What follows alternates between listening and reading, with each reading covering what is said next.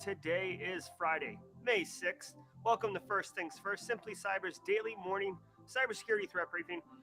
I'm your host, Gerald, and over the next 30 minutes, I'll be delivering the top cybersecurity news of the day and providing expert analysis on each of these stories on what it means to you as a practitioner, or if you're looking to break into the industry, we got something, hot and spicy on the plate for you. Shout out and thanks to this stream sponsor, Barricade Cyber Solutions. Cyber criminals have stolen your company's data and derailed your business operations. Barricade Cyber Solutions will help you resolve this ransomware attack and get your business back on track. Definitely think of it as like 911 for ransomware incidents. I want to remind you, if you hold professional certifications that require CPEs or CEUs, sometimes they're called, each episode of First Things First is worth half a CPE, so they stack 2.5 a week, 10 a month. If you've done the GRC Analyst Master Class in 2 months of First Things First, that's 27 CPEs. You're just knocking it out of the park. Guys, we got you covered here on the channel. If you're live, love it. Thanks for being here. I see you guys queuing up in chat, 31 of you, very, very nice. It's a good Friday, guys. If you're watching on replay, thanks for catching the stream. As always, you can watch that timer right in the middle of the screen, count down to 0. When it gets to 0, from roughly, we'll be diving into the stories. But for the next 1 minute and 27 seconds, I will be welcoming folks in the stream. Good morning, everybody. Special shout out to my good friends, Matt, Brent, and Lil Emerson, probably the youngest member of the Simply Cyber community, tuning in on Friday mornings. Hey, Emerson, nice to have you here. Hey, Just a Bite. Hey, Michael Taylor, good to see you. Usha, like Teen Spirit, good morning, good morning. Ashlyn Matthews, good morning. Hey, Scott Bush, good to see you. Josh Smith in the house. What's up, Josh? Hey, Ryan.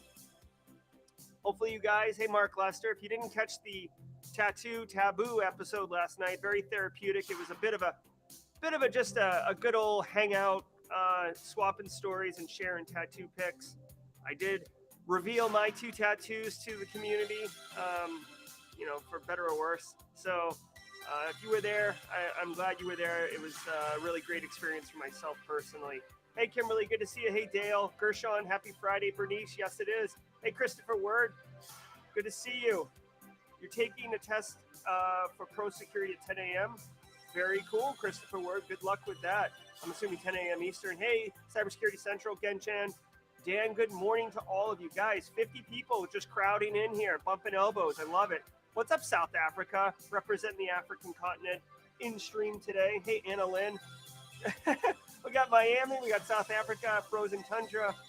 Guys, we are piling in from all over the place. I love the global community that is the Simply Cyber community, but the First Things First group, guys, we really cram in here every morning at 8 a.m. and share some community. All right, looks like the timer's gone off, so let's dig right in here. Pamela, good to see you. Justin Gold, I didn't know if you're in here or not, but I hope the car situation's good. Ooh, we got Canada. Victoria's going on in there. I love it. Guys, absolutely love it. I go back and watch the comments most days right afterwards, and it's always impressive and humbling to see how wide-reaching the First Things First morning cybersecurity briefing has reached. So very cool. I appreciate all of you guys. Let's get into the stories, yes? Okay, if you want to play along, go to cisoseries.com. Cisoseries.com is produced by David Sparks and his gang over at Ciso Series, and they do a wonderful job, and we appreciate it. It allows us to piggyback. So let's dig in, sit back, relax, and let's earn that half a CPE. From the Ciso Series, it's Cybersecurity Headlines. It's Friday, May 6th, 2022. Decade-old bugs discovered in Avast and AVG antivirus software. Researchers have disclosed 2 high-severity vulnerabilities in Avast and AVG antivirus products which have gone undetected for 10 years. On Thursday, SentinelOne published a security advisory on these flaws, tracked as CVE 2022-26522 and 26523. Avast acquired AVG in 2016 for $1.3 billion. According to the cybersecurity firm, the vulnerabilities have existed since 2012 and therefore could have affected, quote, dozens of millions of users worldwide, end quote. The labs reported the vulnerabilities to Avast on December 20th, 2021, and they were patched by February 11th. There is no evidence, they say, of active exploitation in the wild. Excuse me. Okay. So if you don't know, Avast AVG, they're kind of like, the way I think of them is consumer grade anti-malware, software, right? So you install them on your computers. For the longest time, AVG had a free version that was pretty popular. In the world of anti-malware, there's like commercial grade, and this is where EDRs are, endpoint detection and response. So your Sentinel ones, your Microsoft Defender, Carbon Black, etc. And then there's your residential ones, because when you install anti-malware on your uncle's computer, he's not going to have a SecOps team behind it to do investigation and incident response and stuff like that. So you just put a residential grade one on there and hope for the best. And that's what AVG was, acquired by Avast. Now, what's really interesting is, first of all, this thing went for 10 years, which sucks. I really appreciate that Sentinel one, which is kind of a competitor-ish, released this research with the executive summary, which makes it very easy to read. Couple key things, guys. If you have, like I just said, many of us install AVG or Avast on our friends and family's computers just to give them some basic protection at zero cost typically, or you know what I mean, zero money cost. And so you want to make sure that they're updated. The cool thing is, it says Avast actually released a silent security update, so it kind of auto-patched, hopefully.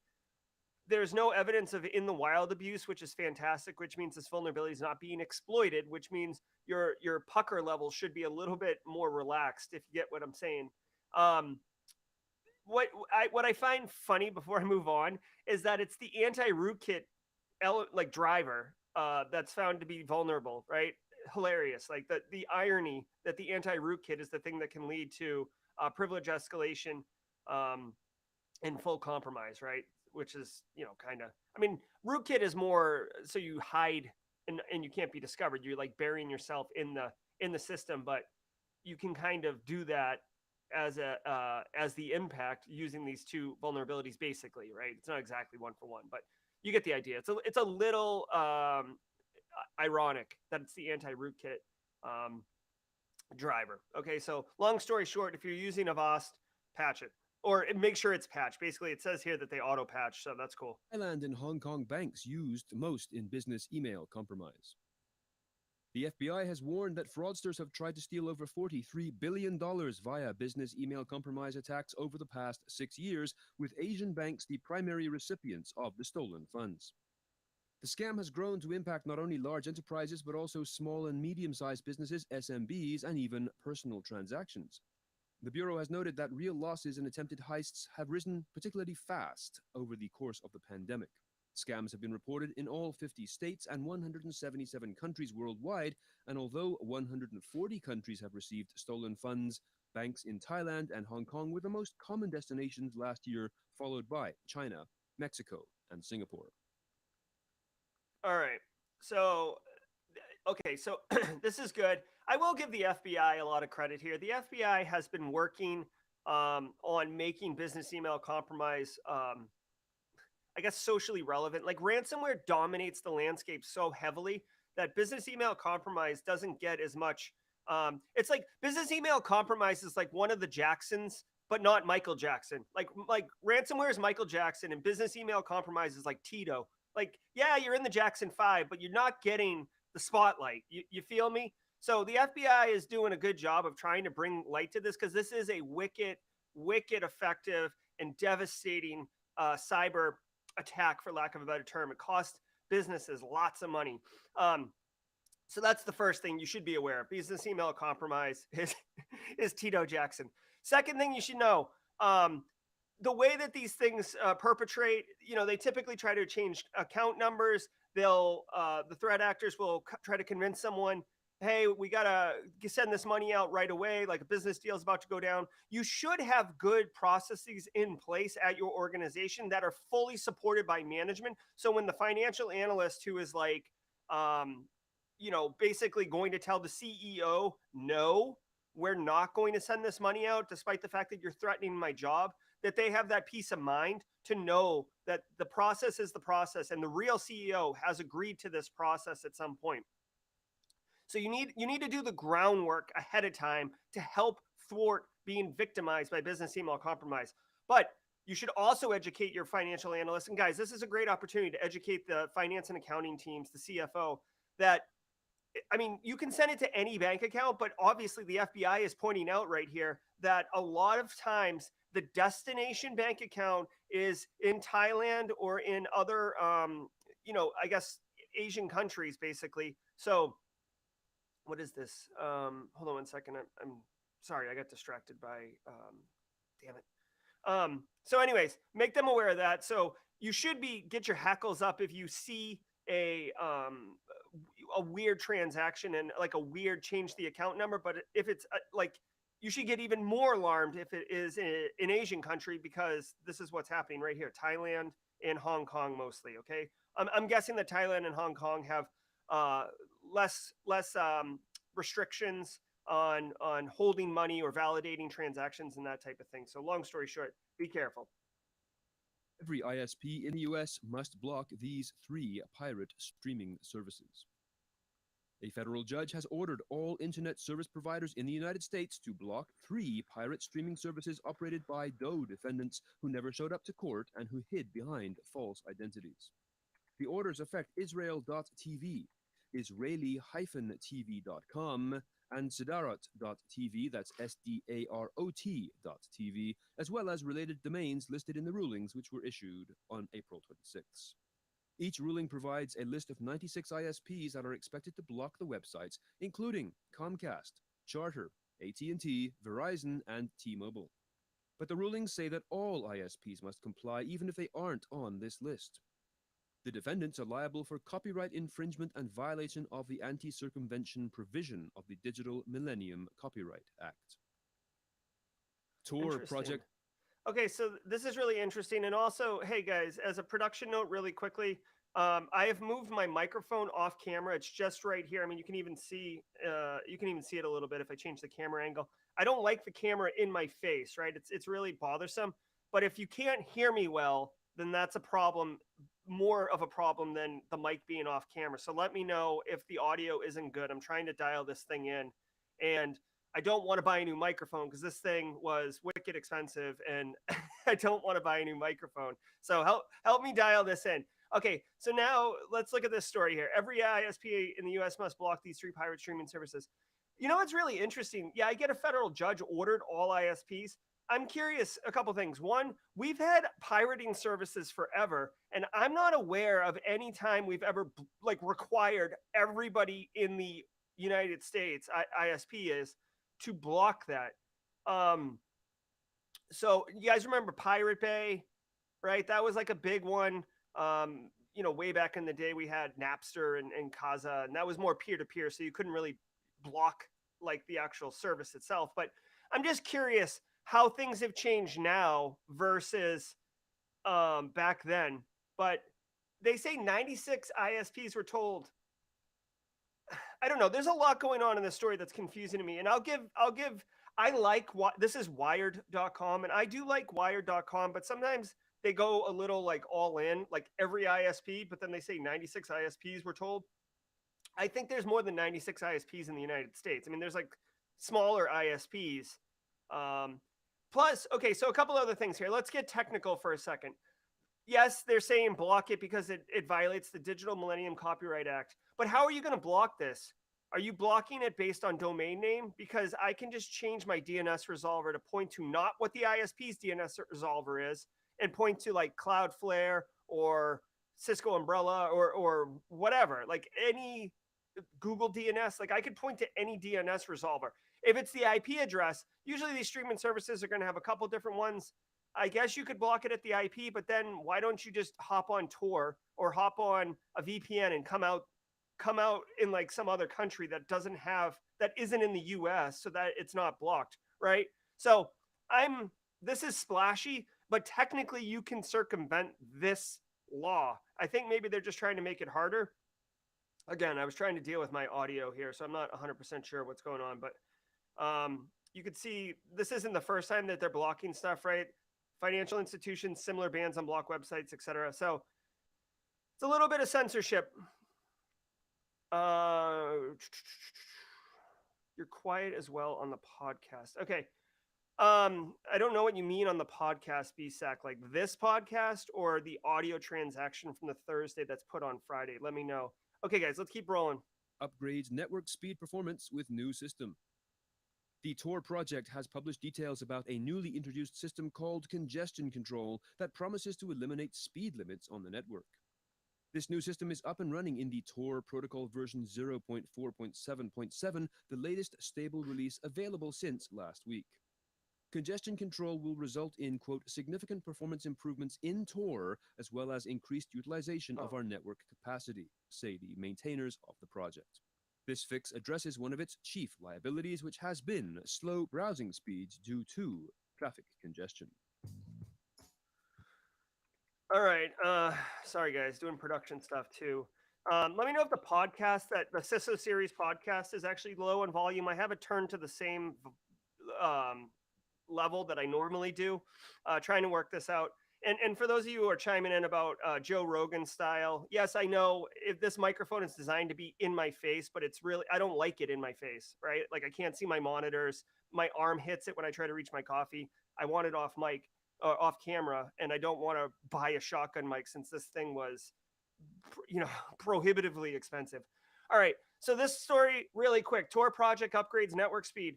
Okay, guys, guess what? This is cool. Tor is how you access the dark web, deep web, whatever you want to call it. Going back to this story, if you want to get around stuff, you could use Tor. And there you go. The speed's good. So streaming services, you need good bandwidth. Tor just upgraded their network speed. This is like a 1-2 punch. That's all I'm going to say about that. Okay, good for Tor. And now let's new duka malware spreads via poisoned search results. A new malware framework known as duka, NETDOOKA, has been discovered being distributed through the private loader pay-per-install malware distribution service, allowing threat actors full access to an infected device.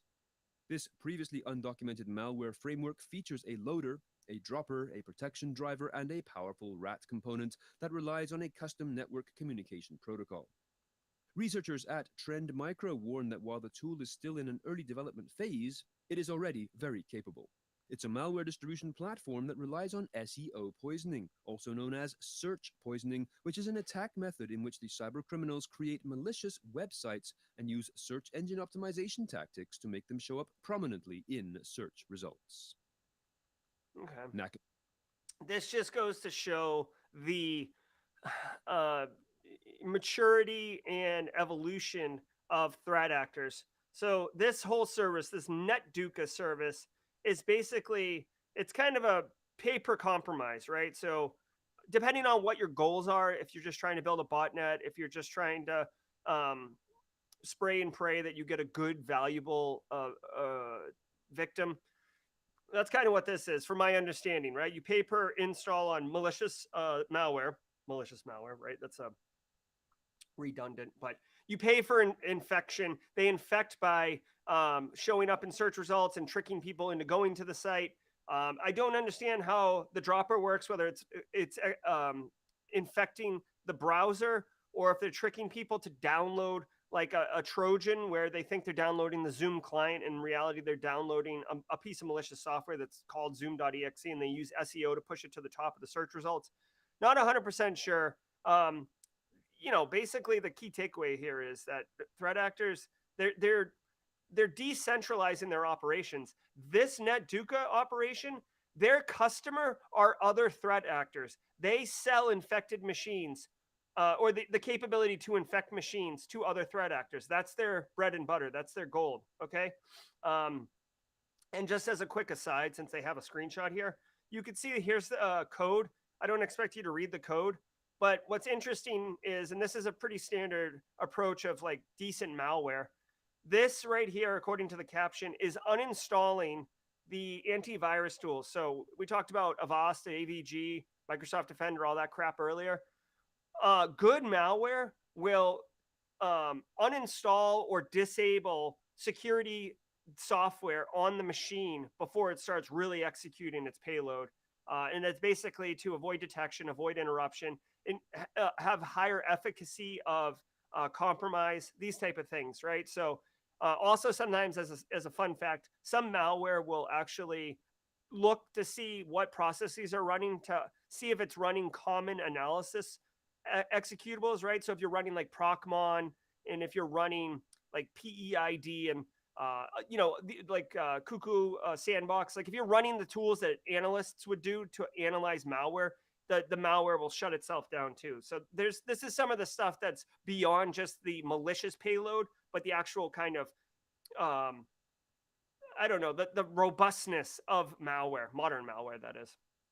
Tony says Cyber Command did 9 hunt forward ops last year, including in Ukraine. Well, that's a fun term. National Security Agency Director and U.S. Cyber Command General Paul Nakasone said Tuesday that Cyber Command conducted 9 of these hunt forward operations in different countries last year, a data point he shared to illustrate why the command's use of persistent engagement is critical to its success.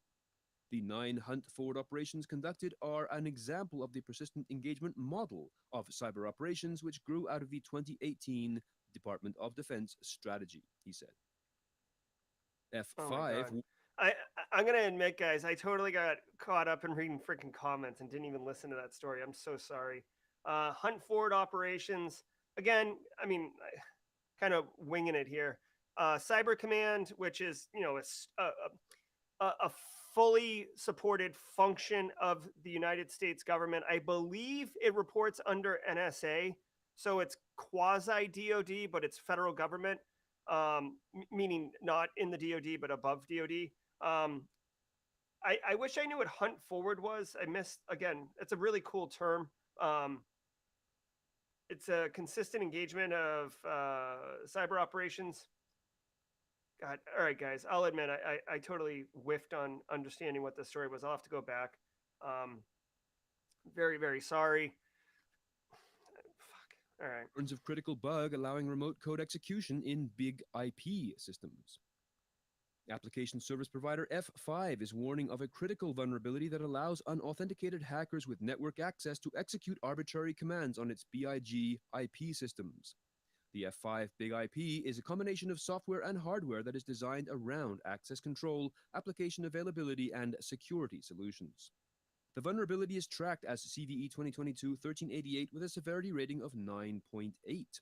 According to F5, the flaw resides in the representational state transfer, or REST, interface for the iControl framework, which is used to communicate between the F5 devices and users.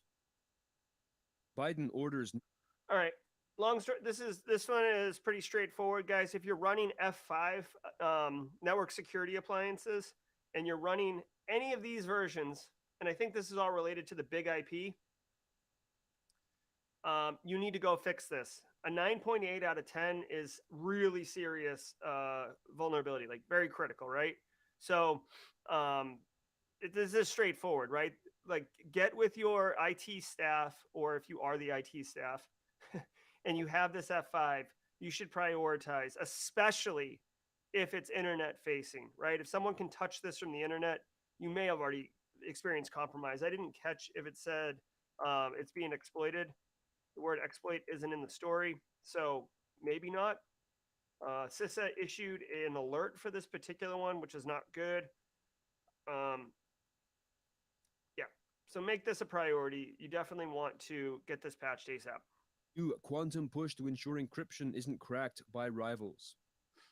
U.S. President Joe Biden issued 2 directives on Wednesday aimed at ensuring the nation and like-minded friends remain ahead of other countries in the field of quantum computing, especially as applied to cryptography. The first directive creates a National Quantum Initiative Advisory Committee comprising up to 26 experts from industry, academia, and federal laboratories, all appointed by the president and under the authority of the White House. The second directive is a memorandum designed to promote U.S. leadership in quantum computing while mitigating risks to cryptographic systems. While acknowledging the positive developments that quantum computing can bring, his statement also issued a stark warning, quote, Research shows that at some point in the not too distant future, when quantum computers reach a sufficient size and level of sophistication, they will be capable of breaking much of cryptography that currently secures our digital communications on the internet. End quote. Yeah. So, guys, quantum computing, gosh, I know the United States has been working on it a bit, right? We had the National Quantum Initiative Act in 2018, which provided money into researching. So we're not not doing anything, but I do feel we're a bit behind the curve. I talked to Dr. Jace Cunningham, who is very savvy on quantum, and he said that the problem isn't the quantum part; it's actually the cooling part. That's the big impediment. Is these computers get so hot that there isn't a practical way of cooling them down yet. And once that problem solved, which is funny because that's more of a physical limitation than it is about math or crypto or anything like that. But once that gets solved, things will be moving quite quickly. This definitely is one of the areas of future tech and stuff like that. And agree 100% that once this thing comes out and becomes mainstream, breaking cryptography that is current, right, like AES 256, may be quite easy and quite possible. One thing to note, I mean, again, this is nation state level stuff, but one thing to note is, yes, let's pretend today we have quantum computers and we can break AES. So now we can't use AES going forward. That does not change the fact that any encrypted traffic that has been intercepted and stored today can be broken. Again, let me say that in a different way. All the communication, let's just say that our adversaries or anybody, friend or foe, is just siphoning up encrypted communication, right? Yeah, they can't read it because it's encrypted with AES 256. No big deal. We're good. Well, once quantum gets back or gets to where it needs to be, you can turn around and look at that huge data set of encrypted data and break it, right? Maybe it doesn't have immediate value because it's it's from 2019 and it says go buy milk. Well, that's kind of temporal and doesn't matter anymore. But what if it is from 2019 and it's more about strategic initiatives and mindsets and potential things that can be extorted or, communications that you don't want coming out because of embarrassment or public trust and stuff like that. So yeah, this is going to be a big thing when it finally becomes mainstream. Okay. All right, let me turn the music down a little bit. Hopefully the volume's good. I'm going to play a sound effect really quick. Let me know how that sounds. How's the volume on that? I heard a couple of people yesterday in chat say that I played the spicy sound and it notified their entire office that I was playing the sound effect. So my bad if I'm playing it too loud. I'm going to turn this down just a smidge here. All right, guys. So that was the most, I'd say 98% of the news stories.